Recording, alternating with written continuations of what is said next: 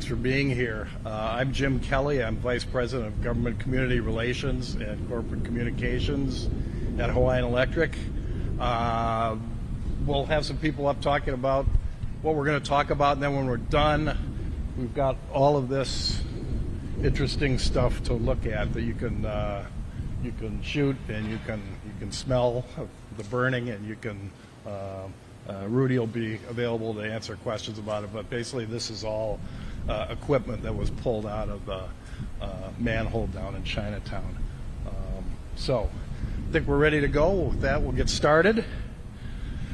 So this is a very unusual situation to have a outage of this duration outside of a storm situation. We know it's not okay, and we want you to know that we're doing everything we can to fix it. We know this has had an effect on all kinds of businesses, in particular in Chinatown. A lot of bars and restaurants and lay shops and a lot of small businesses that are really this is having a big impact on them, and it's very disruptive. And that's why I hope everyone has seen our crews in Chinatown working since Monday night. They've been working around the clock. They want to get it done. They want to get the lights put back on. They know that that's what they owe to the community. That's what they owe to our customers, and they feel really important about that. They feel that that's really important, and that's why they've been working so hard. So in the next few minutes, we'll talk about what happened since Monday, what we're working on to fix it. We're going to talk a little bit about what it's like to be down in the underground working on that equipment and why that's especially challenging and a unique situation. And then we'll also talk about customer service. I know there's questions people might have around claims and filing claims, so we'll have be able to take some questions around that as well. So with that, I'm going to turn it over to Rudy Tamayo, who is our Vice President of Energy Delivery. Rudy?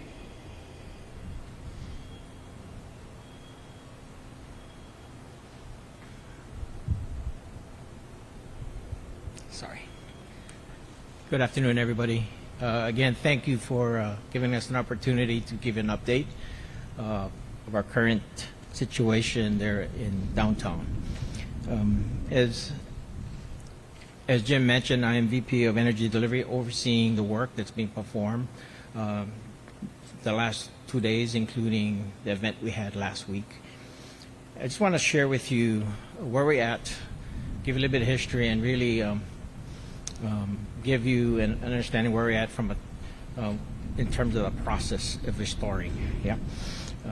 First of all, this system was installed in between 50s and 60s. Yeah. The intent with this system is really to provide a reliable system for the financial community, where there's backup circuits being fed off of one of our substations in the area.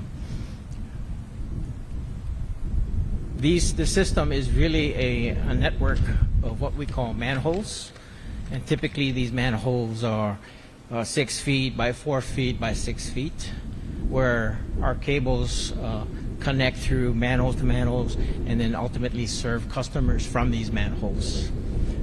And it's really a network throughout the downtown area, hence we call it the network system, providing service, reliable service to the area.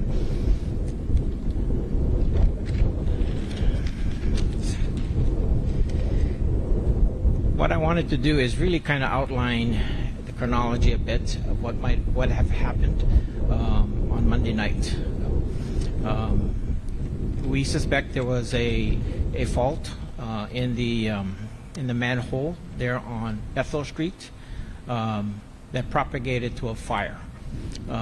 In that manhole, we have multiple circuits, high voltage circuits that feeds that whole area. It's like the gateway to that to the downtown area. Unfortunately, we're still doing the forensics to figure out what initiated, but we do know that it was some kind of electrical failure that propagated to a fire, and then subsequently causing collateral damage to equipment within that manhole. If you can imagine that this manhole is 4 by 6 by 6 feet, and there's gases from the arcing and so forth, causing an environment where explosion, a flash arc to occur, and anything within that area resulted in the damage we see here. Immediately we responded and make sure that the circuits were de-energized so we can safely work with the first responders so we can safely extinguish, and then more importantly is to assess and figure out next steps to restore. We started that Monday night, and that continued through the morning and early Tuesday morning. What we found out that majority, if not all, of the cables in that manhole was impacted by severe arcing as well as burning from the fire. With that said, it took time for us not just to secure the manhole.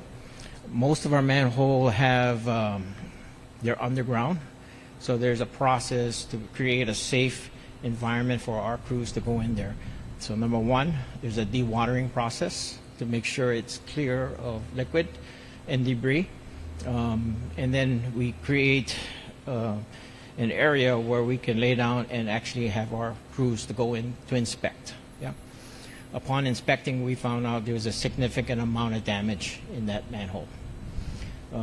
So we proceeded with the cleanup, understanding what circuits needs to be prioritized to be restored. We focused on the primary circuits that feeds the major parts of the system. And then subsequent to that, we our plan was to follow up with the secondary that would feed a majority of the Chinatown area. We were able to restore, of the 3,000, 2,400 that day. And that was off of our what we call Fort Street circuit. That was about 2,400 customers. And then we had the remaining 600 that we continue to work on. That includes completing our primary work as well as what we call secondary that feeds the smaller customers. Things were going well last night, and unfortunately we encountered a problem where we had one of the new splices failed, causing an arc. And we had to stand down. And when I say stand down is whenever there is potential hazards in these manholes, we evacuate and we have our operation folks turn off the power. And then we can go back in and figure out what happened. Now prior to this, we put all the steps in place in terms of protocol, safety requirements to ensure if something does fail, that our workers are safe. And we did that like any other job, and that really was important because it really concentrated the fault to one area and keeping our people safe as we evacuated. Sorry. So unfortunately, we caused another outage for those customers that we previously restored. We did redo the repairs, and we were able to restore them today, but we're still working on the rest, and the hope is sometime we'll get that portion restored as well. I want to add, though, is working in this environment is very difficult. I've been in this industry for 40 years and been with Hawaiian Electric 34 years. This kind of work is the most difficult work that our folks have to encounter.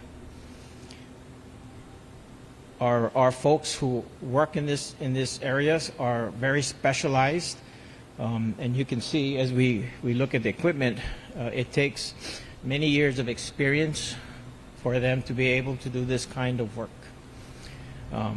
And for the last 24 hours, 2 days straight, we rotated our experts in restoring and redoing the necessary repairs to restore service to our customers.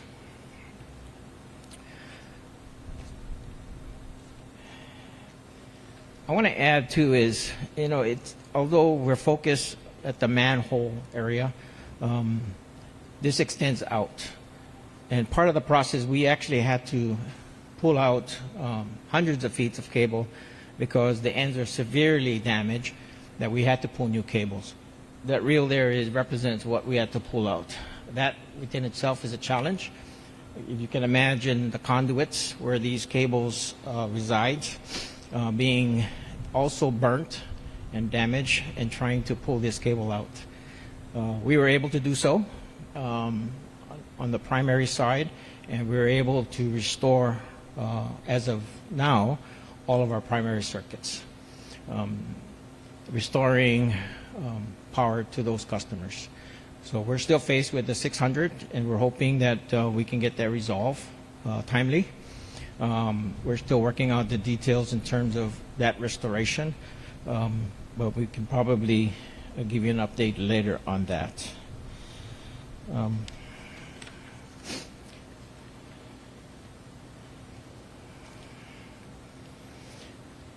would like to add to, we continuously respond to problems, and we continuously upgrade our facilities. And we actually have plans to upgrade the system, our network system. We will be accelerating that. We're doing work at our major substation right now that feeds this whole area. Work continues to replace one of the major transformers as we speak, and we're hoping to get that installed in the next few months. And that will restore capability of the substation to serve that area. But we will continue to look for improvements so we can secure the system and continue to provide that reliable power to the folks in downtown and our customers.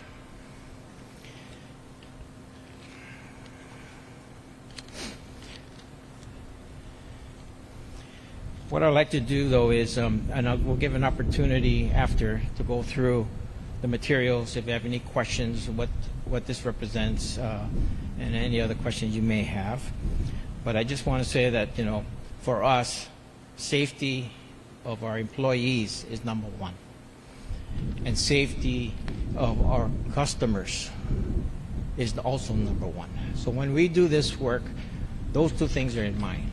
And remember, we have to interconnect our system to their property, and we want to make sure and ensure that they too are safe, and we do the work properly with due diligence, as well as make sure that our plans are solid and really address any potential risks that might occur.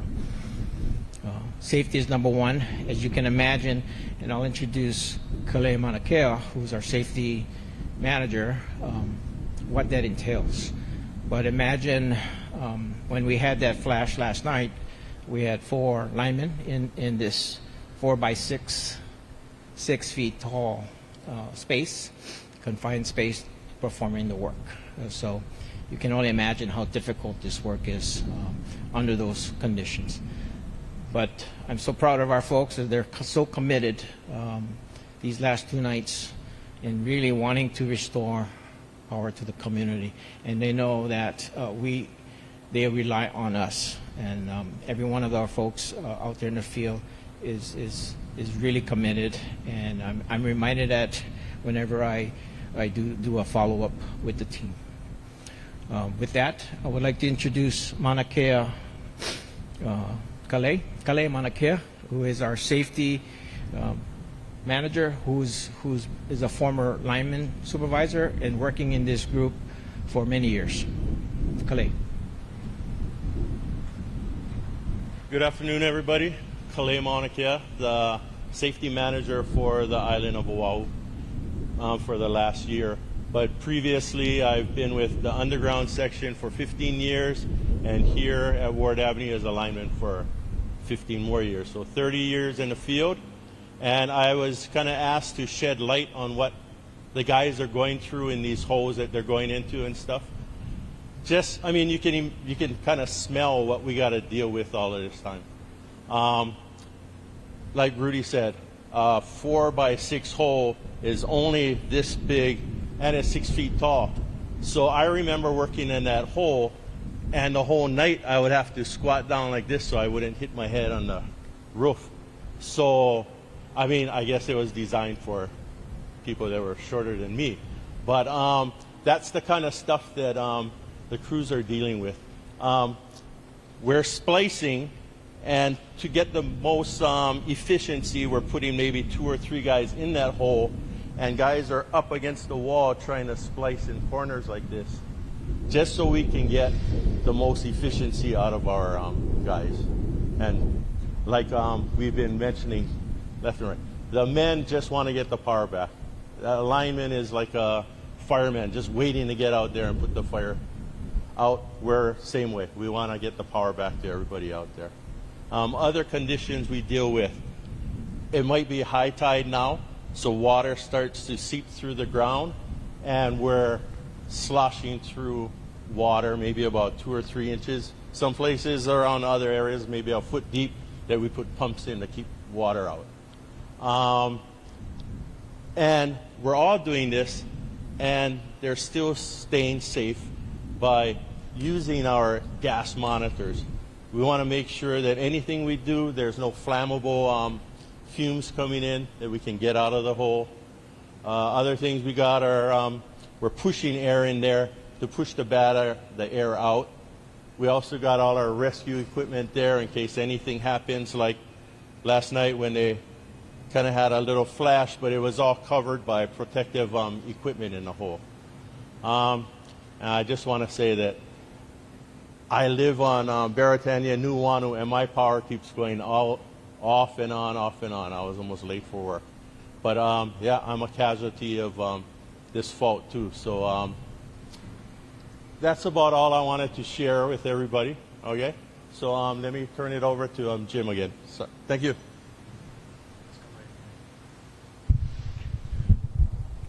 Thanks, and I'll bring up Brendan Bailey, who is our Vice President of Customer Service. Good afternoon, everybody. Okay, so, over the past 4 days, our teams have been speaking with very many customers. And we understand the personal and financial pain that this outage is causing for our customers. And we just want everyone to know that we're working as hard as we can to fix the situation. We know they're struggling, having to close their business, loss of goods, loss of food product, that sort of thing. And what our customers really want, they've asked us for information. And I just want to share that we're pushing out information, as soon as we get it. And I know that's probably not good enough for many, but we are trying our best to push that information out. So I would encourage everybody to, monitor our social media. We are in direct contact with many of our customers. Just based on the sheer numbers, we can't directly call everyone, but we're trying our best. If you need to get a hold of us, our customer service representatives are always available. You can reach out to them, and we can handle whatever questions you might have. I did want to share that we do have a claims process. So if a customer has any damages or loss that is related to the outage, they can submit a claim. That information is on our Hawaiian Electric website. All the information you need to submit a claim you can find there. Or you can call our customer service reps again, and they can help you, direct you to the information that you'll need to fill that out. I will tell you right up front, it's a process. We won't know right away whether or not claims can be paid, but it will definitely go through the process. We'll look at each claim on a case-by-case basis, based on the facts of their individual circumstances, and that process will eventually run its course. But I did want to level set to make sure everybody knows that those determinations won't be made right away. especially given the fact that we're still investigating the cause of these outages, which, we need to determine that first before we can process those claims. And that's all I have. So I'll hand it back to Jim.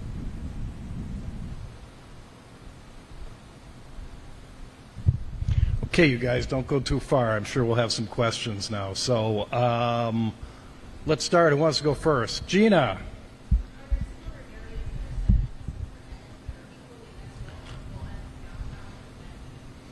Rudy, I'll let you take that hit, but I think it's pretty unique. Yes, this downtown network is unique to Hawaii and only on this island. And it was really initially built to serve a financial community, similar to on the mainland. They have that. Obviously, they have much broader customer base regarding their financial districts. This is unique to Hawaiian Electric, the network. Now, we have similar equipment, but the way it's configured is unique.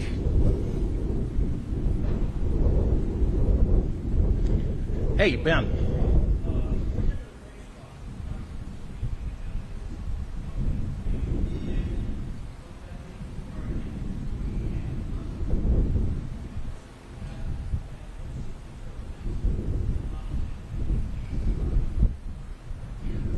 The claims, and I wanted to mention, so people have 30 days after the outage to put in a claim, so I know some folks are still out now, so they have 30 days. It isn't something they have to rush at.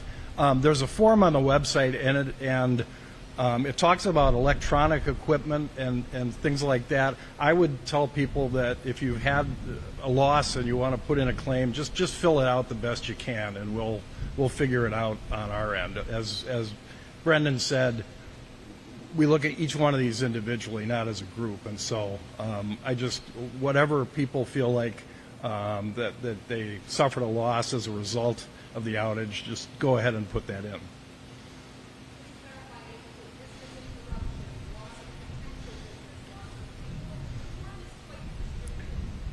Sure, fill it out with I want to be clear, I'm not saying that that's all, those are all items that are then going to be approved for a claim, but and certainly people should check their own business interruption insurance. A lot of businesses have that covers that sort of thing.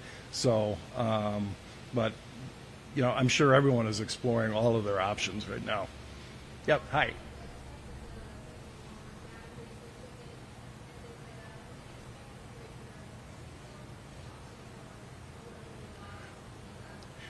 No.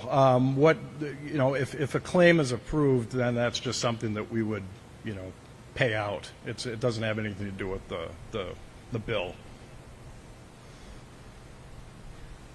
Yeah. Oh, maybe Darren's got more information. So customers' bills are based upon the electricity that they use.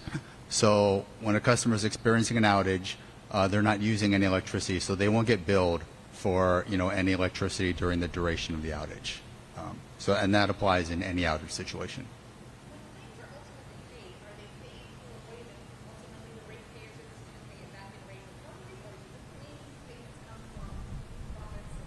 Yeah, I'm going to refer that to. Oh, sorry. It depends on what the situation is. For the most part, it's kind of a case by case. In some instances, it is paid out of ratepayer money.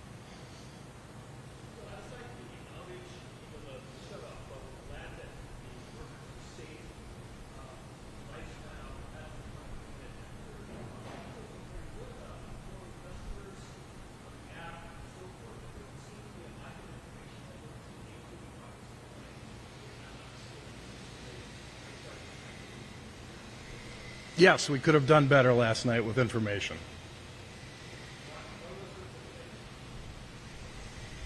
We were trying to figure, as Rudy talked about, it was kind of a fluid situation. We were trying to, first of all, figure out if anyone was hurt. We were trying to figure out if these guys could safely go back into the manhole. It took quite a long time for the manhole itself to be safe to the point they could go back in there and see what was going on. I think one of the things that we've been asked about is, and this is tough, you know, people want to know when the power is going to go back on. And I know we've put out information saying, well, we think it's going to come back on at such and such a time. And then it gets delayed and it doesn't. And so we're trying to be careful about, honestly, after 4 days, we're being very conservative about estimating when power might be restored, because we don't want people to make plans based on, you know, a best estimate at this point.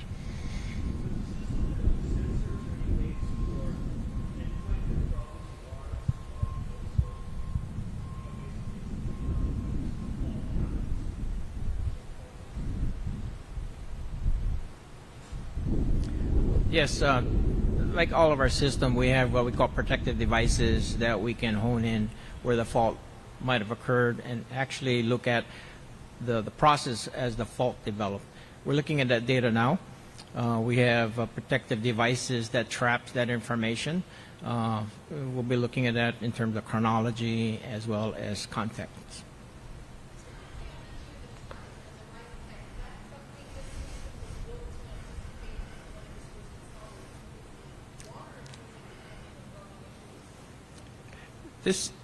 All the equipment here in our underground facilities are designed as submersible. So yes, now any changes, I don't know, but it was designed for submersible applications. And I've again been reminded that I have not been repeating the questions as they've been asked, so everybody can hear them, so I'll try to do better.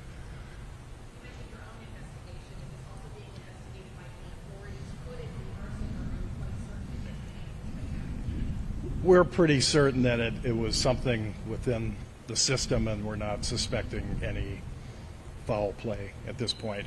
Yes?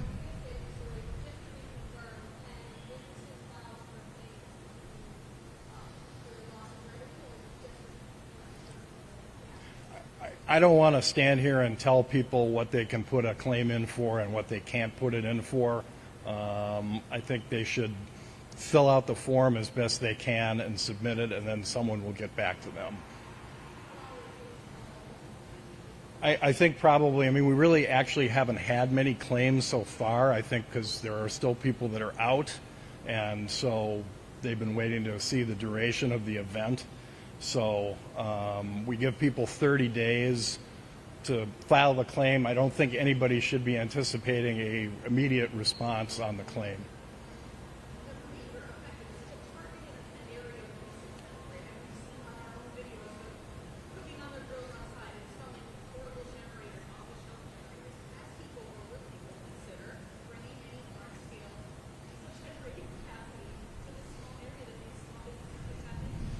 Yes, the question is, would we consider bringing in generation equipment to help some of the small businesses down there? We've actually looked at that, and we've actually,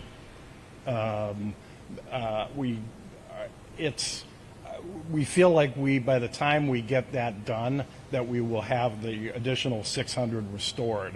And so it's somewhat complicated to bring. It adds another degree of complexity, and to bring a generator in and having it sit in the street to the size that you would need to run some of the business. But we have looked at that, yes. I think we were all hoping earlier in the week that this was going to be a relatively short duration event. And so with each 12 hours that went by, we were hopeful that that was going to be it. And unfortunately, we're here on Thursday, and it's still going on. Yes, it is the second in 2 weeks, and we're still looking at whether that original outage on June 13th is related to the one this week.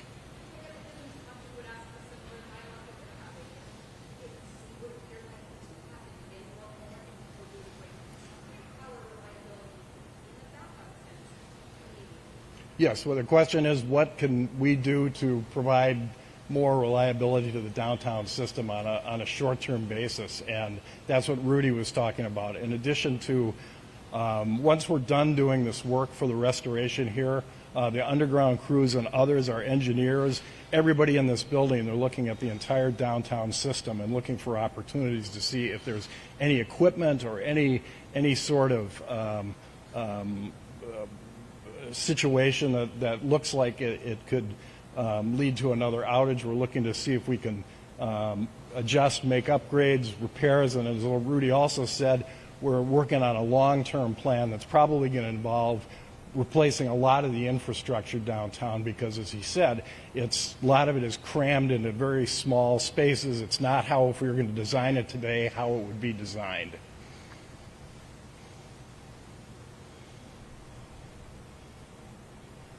Oh, hi.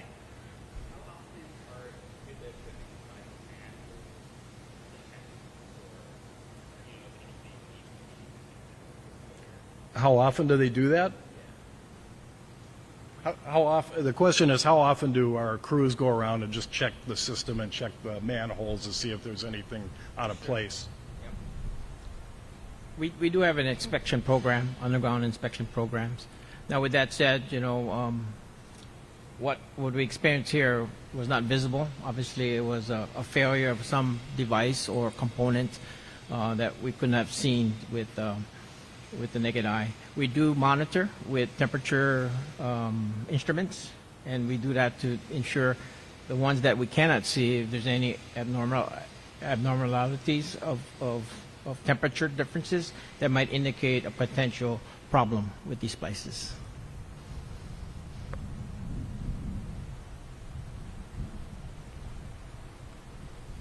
Okay, if there are no other questions, I guess yes. No, that's okay.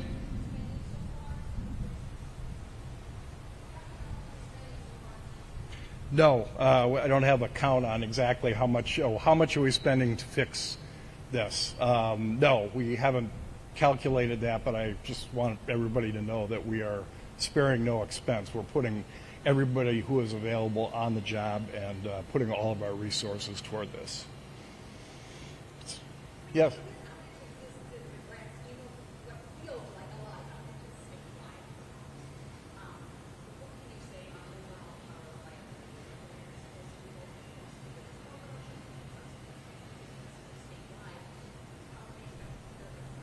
Right. The question is, what do we say to customers? There's an expectation we're going to keep the lights on. There have been a lot of incidents this year. What I would say is what I said at the beginning, which is we know this isn't okay. We know people are counting on us, and we know that we've let them down. And so we are working to make sure that our system is as reliable and resilient. We talked about our wildfire safety strategy a couple of weeks ago and our public safety power shutoff program. All of that is about keeping our community safe, and we've got to do that at the same time we're keeping all of our system reliable and resilient and able to withstand storms and other events like this. And we want people to know that we know they count on us, and we're out there, we're doing whatever we can to keep their trust.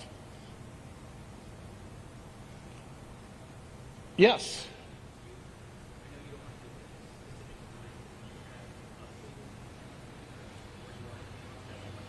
You guys, what is the specific timeline for restoring the additional 600 and updated? What do you think, Rudy? I've been hoping someone was going to come up and say, late breaking news. We are really progressing well this afternoon. I'm hesitant because I haven't touched bases with the field on progress, but we have great progress since this morning. Don't know, and I can't really speculate at this time, but I do say that we had some good progress this mid-morning till now.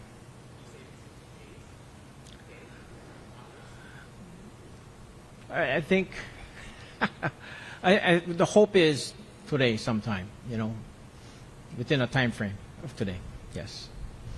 Gina's looking skeptical. Yeah. Yep.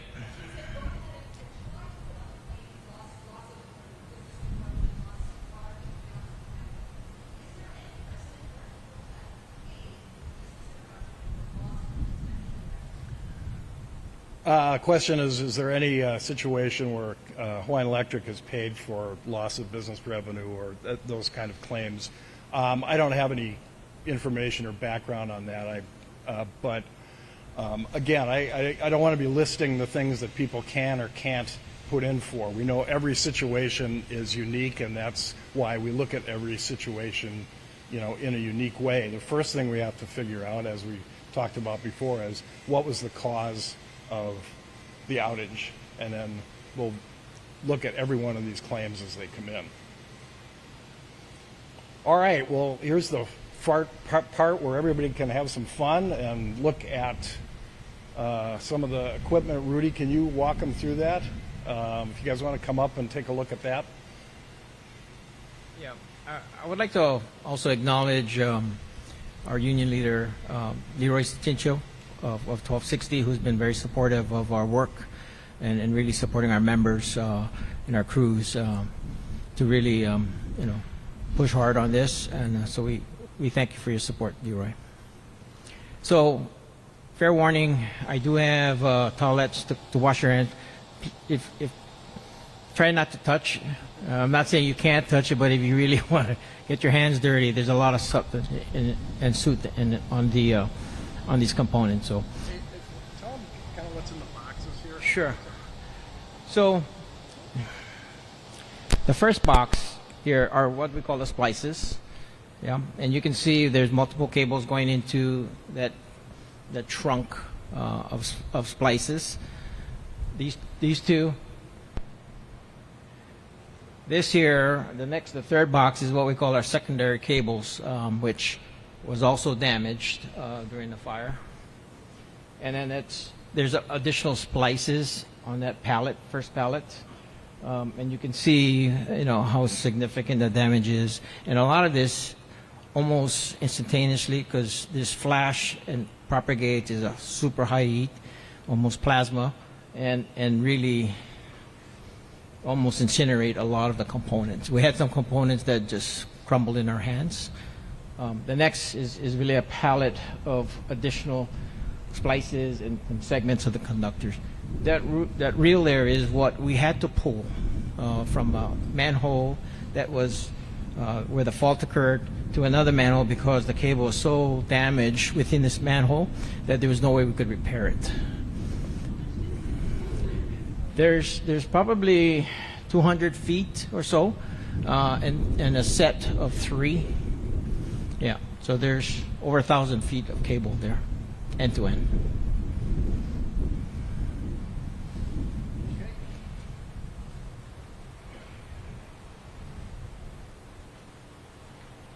Come on over.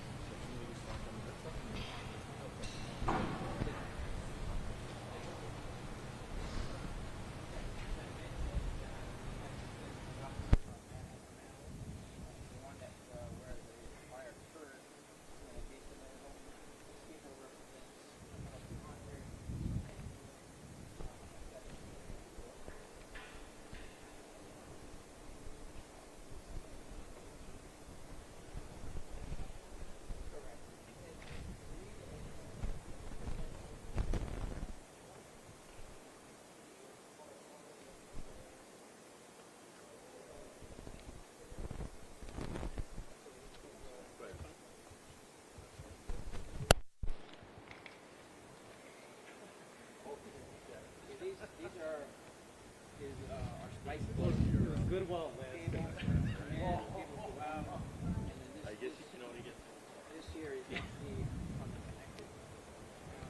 These are the second conductors.